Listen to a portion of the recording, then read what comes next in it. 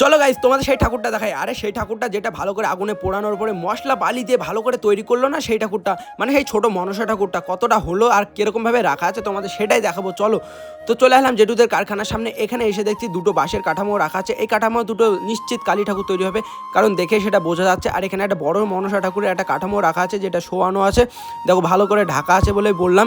আর এটাকে শুয়ে দেবে, মানে এটাকে তুলে দেবে, তোলার পরে এটা ভালো করে দাঁড় করিয়ে তারপর ঠাকুর তৈরি করবে।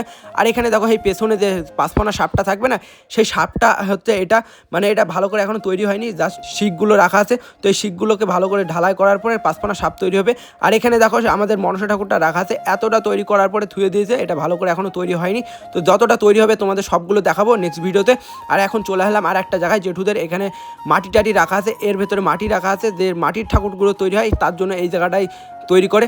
দেখো ছোটোখাটো কাঠামো রাখা আছে, আর এখানে পাশেই রাখা আছে মাটি, তোমাদের দেখাচ্ছি সেটা।